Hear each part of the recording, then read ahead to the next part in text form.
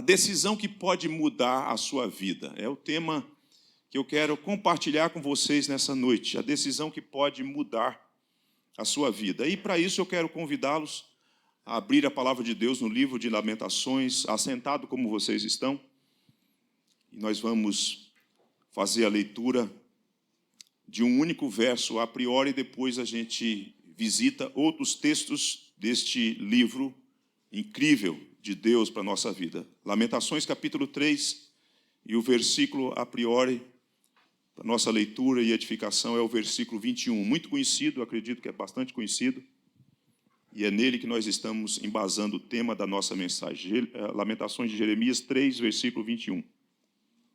Lamentações, capítulo 3, versículo 21. A decisão que pode mudar a sua vida. Diz assim o texto: quero trazer à memória o que me pode dar esperança. A igreja pode repeti-lo?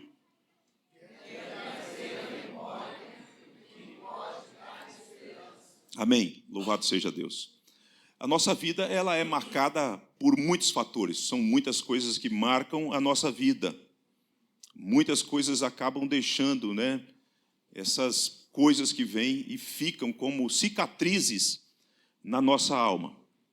E algumas formas como nós somos marcados, uma delas é por conta daquilo que nós ouvimos.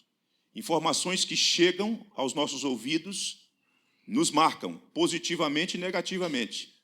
Também uma outra forma de absorver informações são por meio dos nossos olhos.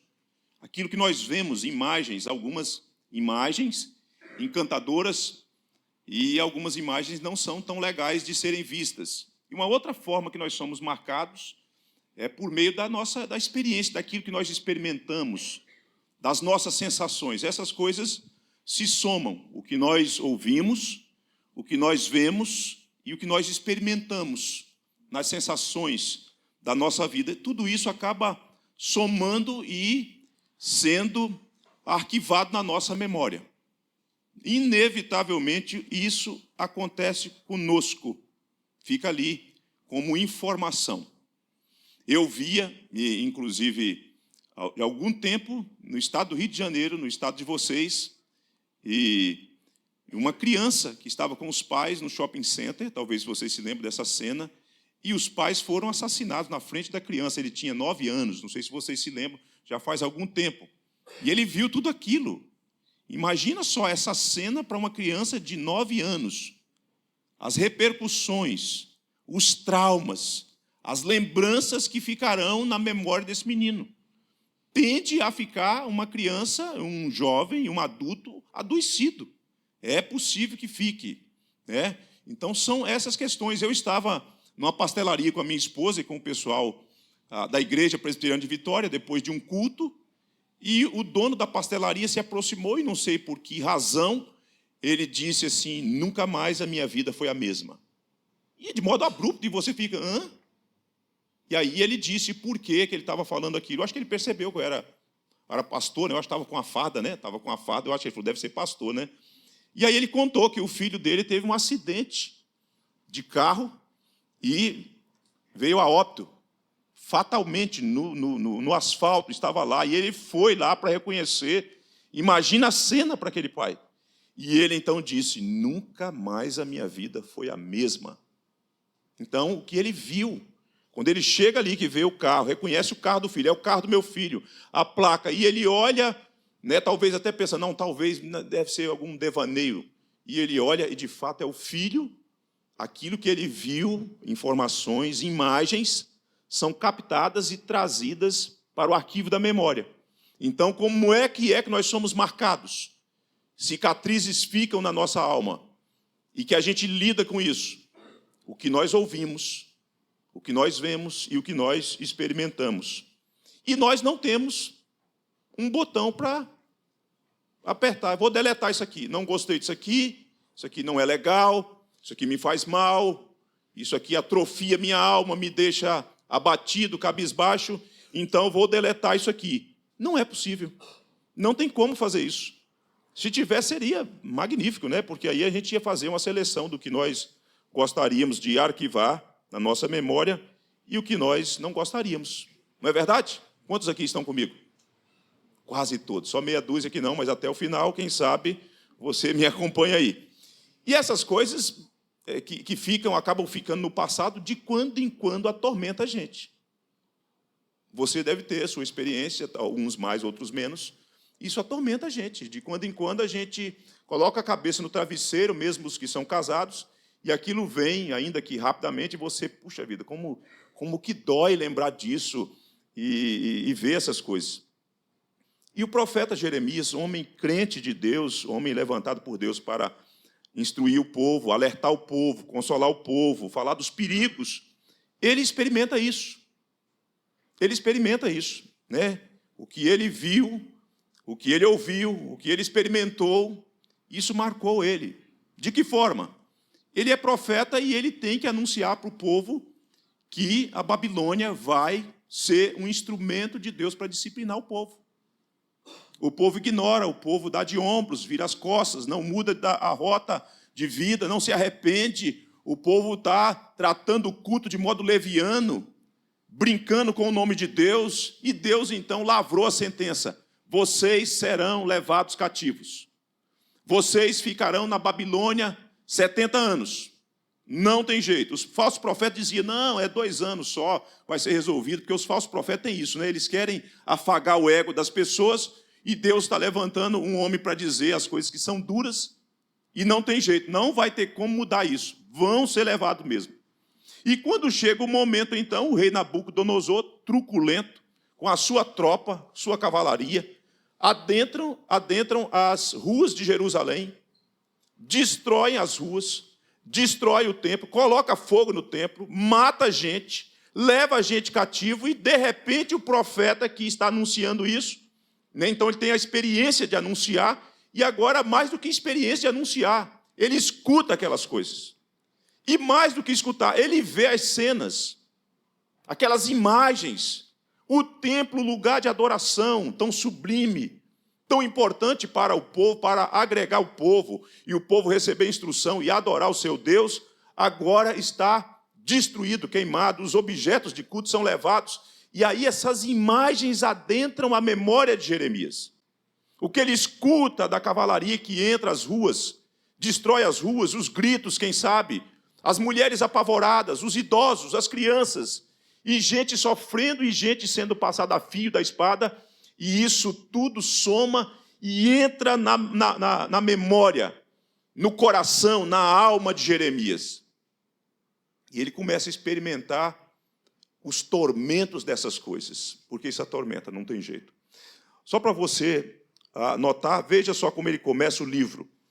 Ele começa o livro falando do povo, da cidade, a descrição que ele faz é muito forte.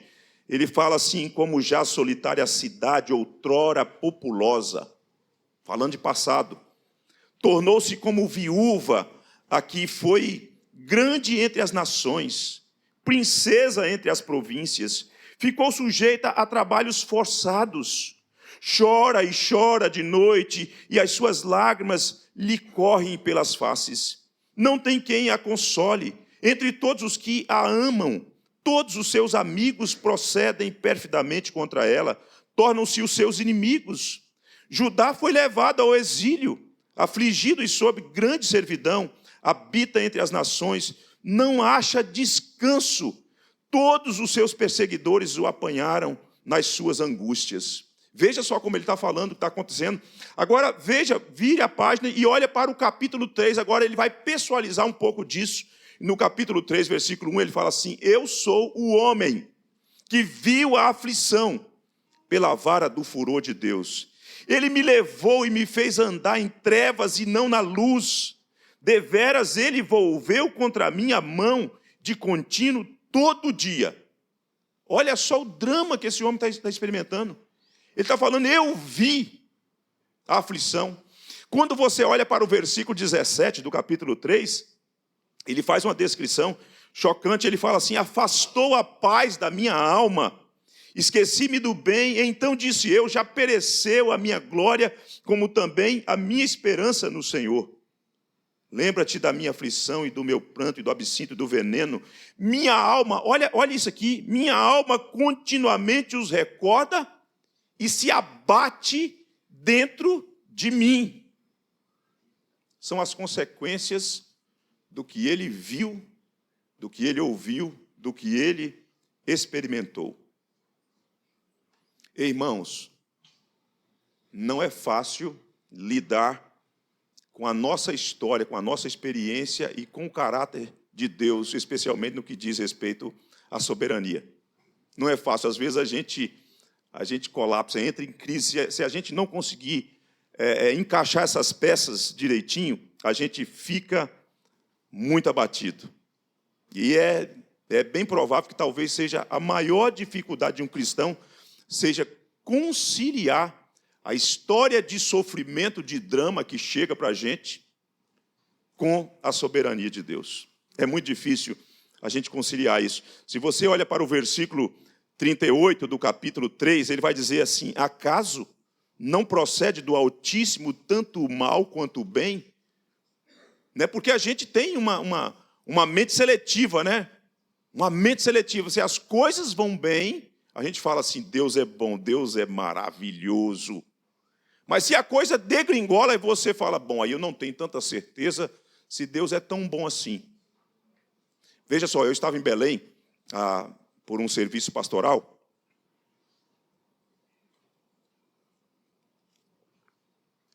O Conselho da Primeira de Vitória pediu para eu visitar uma pessoa em Belém. Aí eu fui e a secretária falou assim: devo comprar a passagem do senhor de volta para quando? Eu falei: compra para o mesmo dia, assim que eu terminar a minha missão lá, eu quero voltar.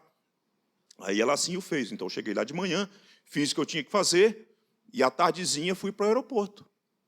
Cheguei no aeroporto, estou naquela fila longa e nada, não andava em nada. Eu falei: gente, o que é isso? O que está acontecendo? De repente veio aquela moça com aquela voz aveludada, né? Atenção, senhores passageiros do voo tal, com conexão em Belo Horizonte. Lamento informá-los que não será possível fazer o embarque.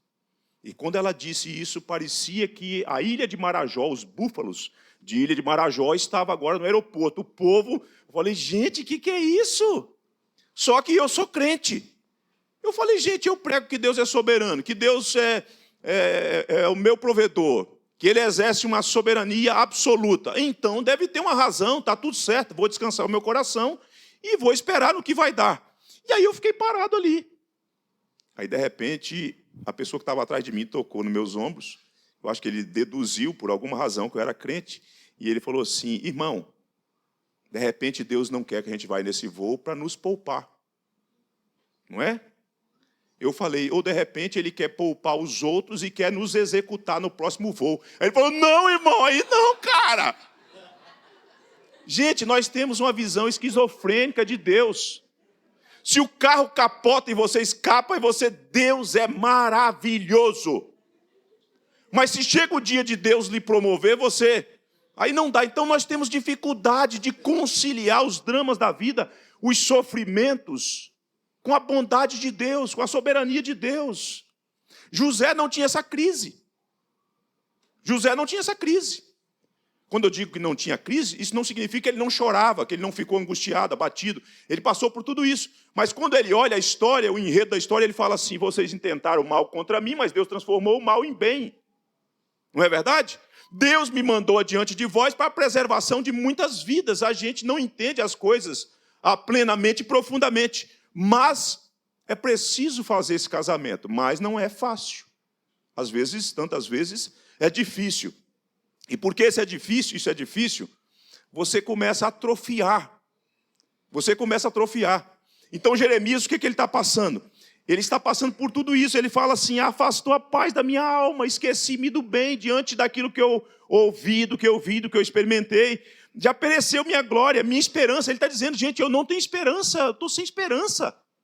Eu olho para o mundo e para as circunstâncias e parece que está tudo cinzento. Parece que não tem solução, parece que eu não vejo uma luz no fim do túnel, eu não consigo ver. Minha alma continuamente os recorda e se abate dentro de mim. É como entulhos, cascalhos que adentraram para a alma dele e ele não consegue remover isso. Tem um acúmulo, está azedando a vida. Isso dói. Agora, o que a gente vai fazer? A gente vai ficar lambendo a ferida? Hã? A gente vai ficar tendo pena de si mesmo? Tadinho de mim, ninguém me ama, ninguém me quer. Não, aí é preciso fazer a conciliação do exercício da fé e da razão. E é o que Jeremias vai fazer. O que faz uma hora dessa? É preciso tomar decisão. Porque se eu continuo vivendo assim, se eu continuo desta forma, sem alentar o meu coração, sem rever as minhas convicções sobre Deus, sobre a história de Deus comigo, a minha história com Deus, eu vou colapsar. Eu vou colapsar, vou entrar em crise e vou morrer. Existencialmente eu vou morrer. Se não morro fisicamente, existencialmente eu vou morrer. Gente, tem muita gente que a gente olha nos olhos e não tem mais brilho nos olhos. A pessoa está morrendo existencialmente. O encanto da vida foi embora, se esvaiu, e ela está ali como um zumbi. Ela está transitando na sociedade, ela vai aqui e ali, mas ela já não tem mais brilho. Por quê? Porque coisas foram arquivadas na memória. E ela não consegue lidar com isso, ela não consegue remover isso. E daí, como fazer? Vai ficar o tempo todo com isso entulhado no coração, guardado no coração, com as feridas na alma, e lembrando-se disso? Não, Jeremias fala assim, eu preciso tomar uma decisão. Se eu não tomar uma decisão, eu vou morrer, eu vou colapsar de vez. E daí, nesse exercício que eu chamo de conciliação de fé e razão, porque essas coisas não são excludentes, ele para. Não se trata de um desejo, se trata de uma decisão.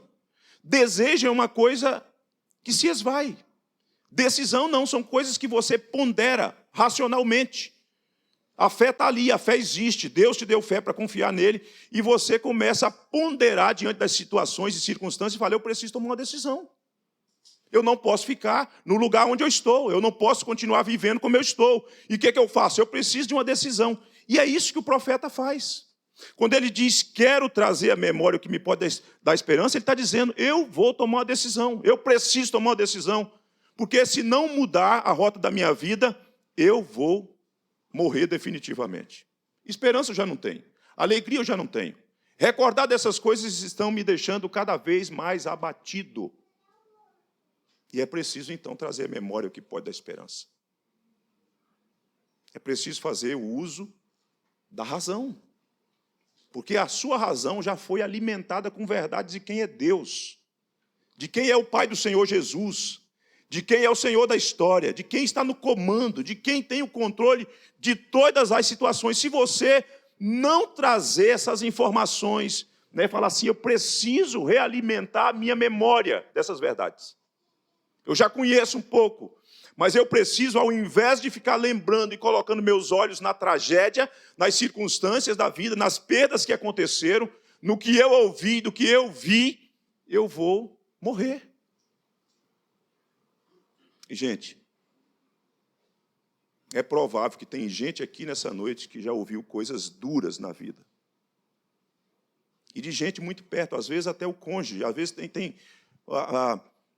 tem maridos que têm uma fala que é como um punhal, é como uma espada. Ele, às vezes, não mede o jeito de falar com a esposa, e a esposa escuta aquilo. E ela vai adoecendo, e ela começa a perder o brilho, e ele não se deu conta, não pediu perdão, não procurou reparar, e a mulher está atrofiando. Por quê? Porque as suas palavras foram informações que a mulher absorveu. E ela está adoecida emocionalmente. E ela não tem tido ânimo, não tem conseguido sonhar com você. Por quê? Porque você, às vezes, homem, você é impiedoso. Você é duro, você é ríspido. Você não mede as consequências. E isso, então, adentra a alma da mulher. Ou, quem sabe, os filhos. A gente precisa educar os filhos na disciplina, admoestação do Senhor. Mas, às vezes, nós somos duros demais, nós excedemos demais. Nós somos fariseus demais, e os nossos filhos escutam essas informações e começam a ficar adoecidos. E começam a acontecer rupturas relacionais dentro de casa, e a gente não entende, e até fala, não sei porquê disso. Sabe sim, para avaliar o que você fez, o que você disse. Mas se por um lado você, que foi o agente da comunicação que tem causado males no coração do outro, o outro também não pode ficar apequenado, ele tem que assumir uma postura. Eu preciso trazer a memória. Meu pai não é o melhor pai do mundo, ele não é o Pai Celeste, embora ele devesse imitar o Pai Celeste. Né? Minha mãe não é a mulher perfeita do mundo, embora ela tenha que viver uma vida santa. O menino também tem que parar de avaliar, ou para avaliar, e olhar para o Senhor da glória e para as instruções da palavra de Deus, para não colapsar de vez. Uma vez eu recebi uma senhora, e ela estava enfrentando um drama terrível.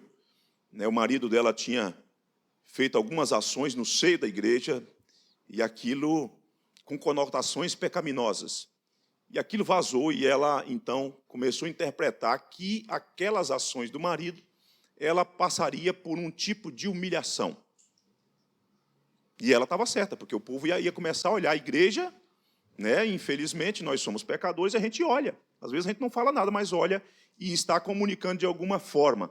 E ela, então, falou assim, pastor, como eu vou chegar na igreja agora?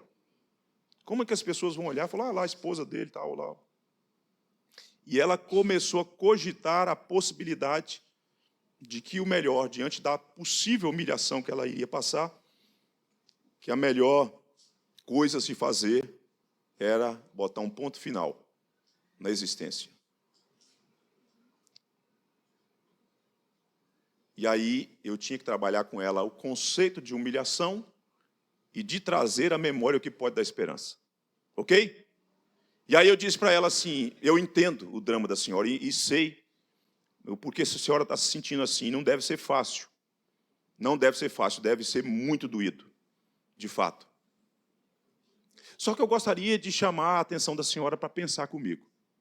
Imagine a senhora, pense a senhora, que o Redentor seu, que o amado da nossa alma, o Filho de Deus que se encarnou, ele que criou os anjos, ele que Isaías vai descrever que os serafins o adoravam dizendo, santo, santo, santo é o Senhor dos exércitos.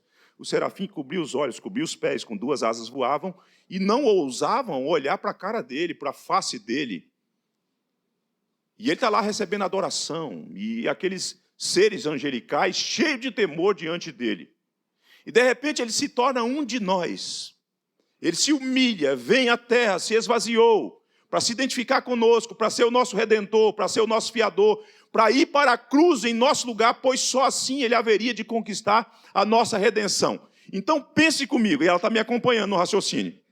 Pense que aqueles anjos, serafins e todos os demais categorias de anjos e classes de anjos, de repente ele está suspenso entre a terra e o céu, despido. Os anjos olham dos céus e sabem que é o Criador deles que está ali suspenso entre a terra e os céus, humilhado diante de toda a criação, para redimir pecadores maus como eu e você. E eles não podem fazer absolutamente nada, porque para essa finalidade ele veio. Como é que a senhora encara a humilhação da senhora com essa humilhação? E ela, uau! E sabe o que aconteceu? Ela foi curada. Ela ganhou fôlego para viver, ela percebeu que aqueles cascalhos, aqueles entulhos que tinham sido arquivados na memória dela, haveria de ser vencido a partir de uma decisão de rememorar, de trazer à memória a figura, a imagem, os atributos do seu Redentor e o que o seu Redentor passou para que ela pudesse entender como lidar com as humilhações da vida. Porque se você não olha para a cruz, se você não olha para a queda, como o pecado entrou no mundo, e se esquece da cruz, você começa a olhar para o seu próprio umbigo. E você chega um momento que você começa a ter pena de si mesmo e não vê solução. Daí o exercício da decisão, da volição. Eu quero trazer à memória o que me pode dar esperança. E na linguagem de Jeremias, o que é que pode dar esperança? Ele descreve para nós, nos dando algumas pistas. Olha o versículo 22.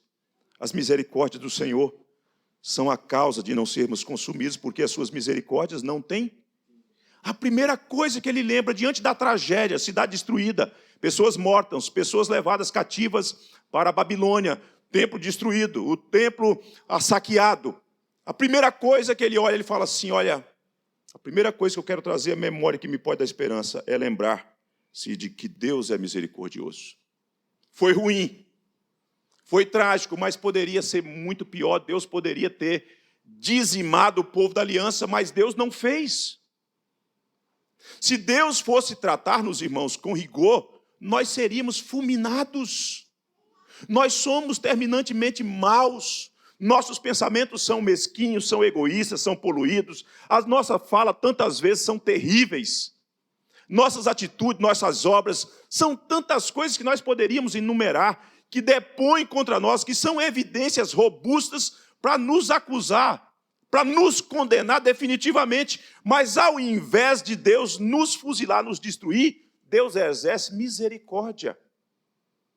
Todos os dias, todas as manhãs, quando você acorda e você está se preparando para alguma coisa, para tomar o café, tomar um banho, para ir para a faculdade, ir para a escola, ir para o trabalho, alguma coisa assim, você precisa se lembrar que Deus puxou o edredom das misericórdias sobre a sua vida ainda antes de você se levantar. E isso é extraordinário, porque Deus poderia fulminar-nos, Deus poderia ter exterminado definitivamente a nação de Israel. Deus não o fez. Então, como que Jeremias recebe cura? Lembrando-se que Deus é misericordioso.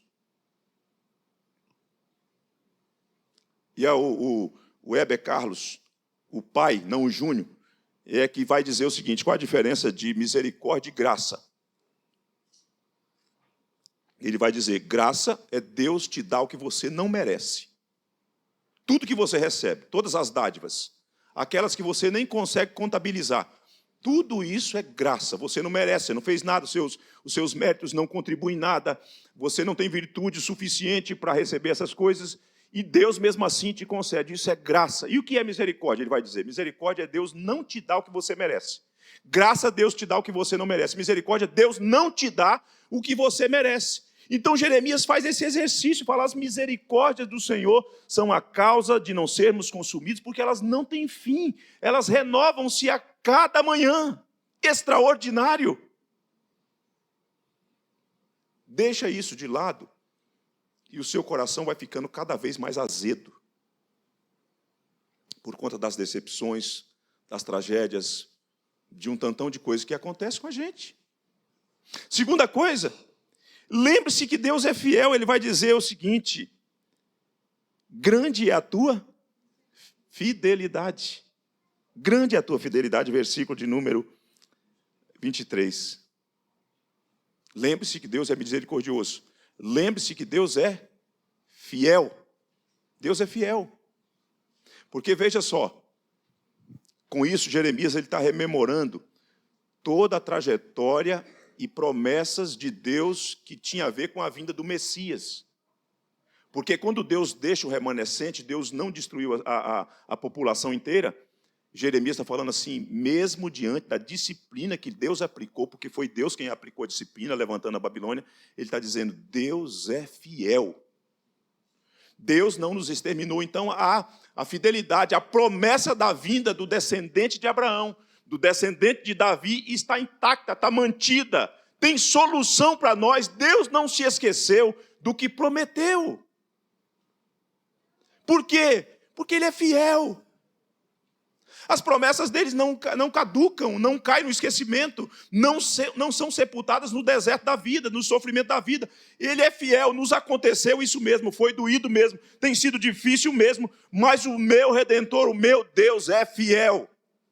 Isso é maravilhoso. E ele vai dizer, muito interessante como ele qualifica, ele vai dizer: grande é a tua fidelidade, assim como Deus é grande em todos os seus atributos, em todos eles.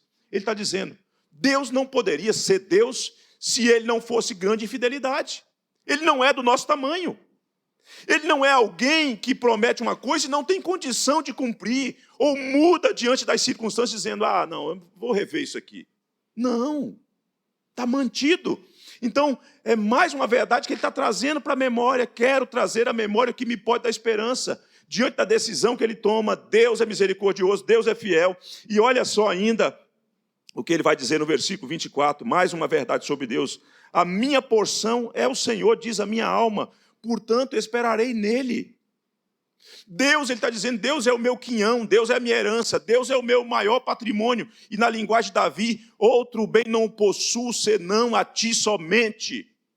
Querido, se a gente perde isso de vista, diante das perdas que a gente tem, e diante das coisas que não emplacam, a gente entra em colapso, definitivamente.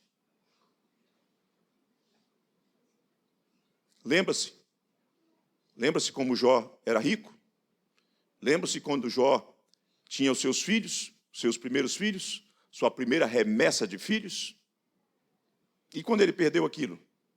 Ele ficou pobre? Não, ele continuou rico. Sabe por quê? Porque ele tinha Deus. Não são as suas posses que diz se você é rico, se você está enriquecido, é a pessoa de Deus. Deus é a minha porção.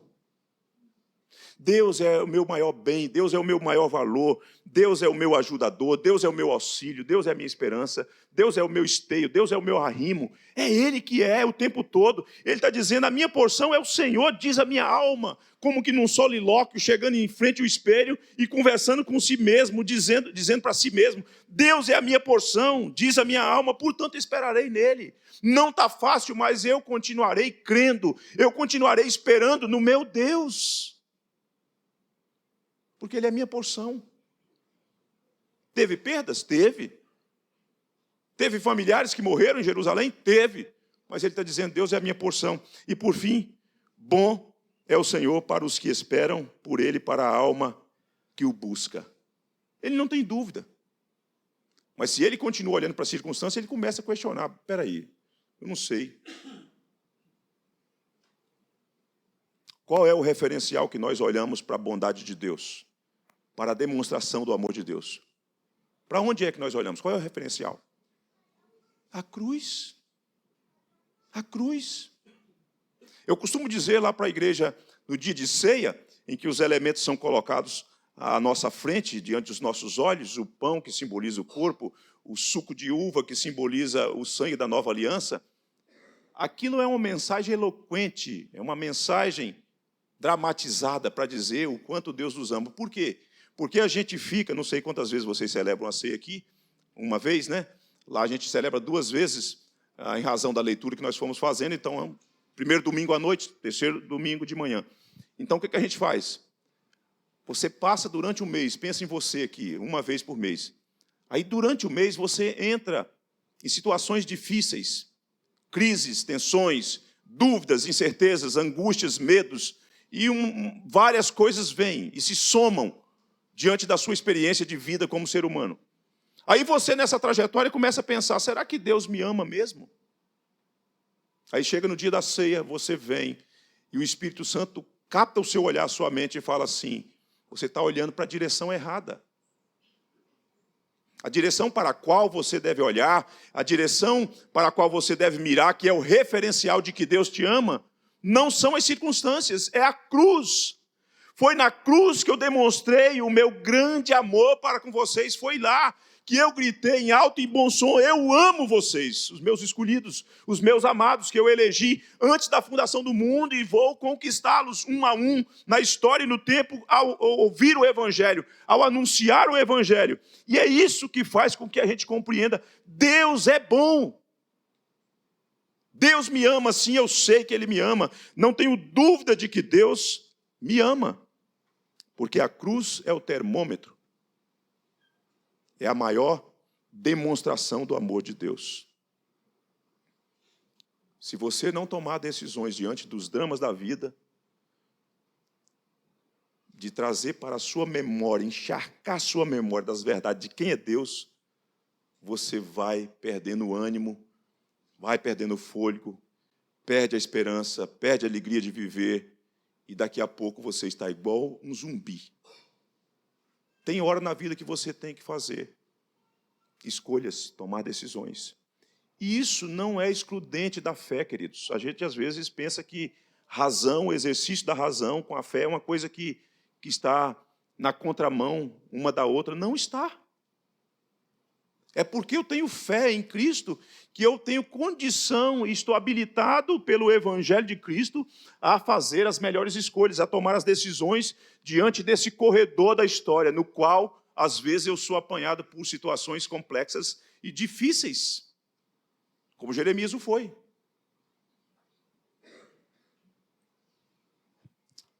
O que o profeta estava enfrentando era extremamente desconfortável, não resta dúvida. Aquilo tudo tinha gerado uma dor na alma do profeta. Acho que a pequena descrição que nós fizemos da leitura de alguns versos nos dá uma compreensão, nos dá condição de visualizar como que era o drama dele, como que ele estava passando, o que ele estava vivendo, em razão do que ele viu, do que ele ouviu, do que ele experimentou. E ele nos ajuda a pensar na nossa própria vida. Ele nos ajuda a olhar para dentro de nós mesmos e falar, bem que eu estou com algumas coisas aqui de algum tempo, e como elas têm causado tantos males na minha alma, como que elas têm feito com que eu fique abatido, com que eu olhe para o mundo e veja o mundo todo cinzento. Como é que eu posso mudar isso? Encharcar a minha memória com aquilo que pode me dar esperança. Eu preciso ser recordado de quem é o meu Deus, que me amou com amor eterno, que foi capaz de entregar o seu único e bendito Filho para me salvar, para me redimir, para me dar vida eterna. E eu quero caminhar para terminar com você, chamando você, a sua atenção para os versículos de número 31, 32 e 33 desse capítulo. Diz o Senhor assim, a palavra do Senhor: o Senhor não rejeitará para sempre. Pois ainda que entristeça a alguém, usará de compaixão segundo a grandeza das suas misericórdias. Porque não aflige, nem entristece de bom grado aos filhos dos homens. Os dramas da vida não duram para sempre. Não duram para sempre. Eles estão sob o controle de Deus. E chega o momento que Deus coloca ponto final nessas situações todas. Mas uma coisa você não poderá deixar de fazer. No exercício da sua responsabilidade, cabe a você parar, avaliar o que está acontecendo e trazer à memória o que te pode dar esperança. E o que pode te dar esperança não são coisas, não são conquistas, não são diplomas. O que pode te dar esperança é a pessoa de quem é Deus, seus atributos, seus feitos, sua grandiosidade e o seu amor demonstrado em Jesus Cristo.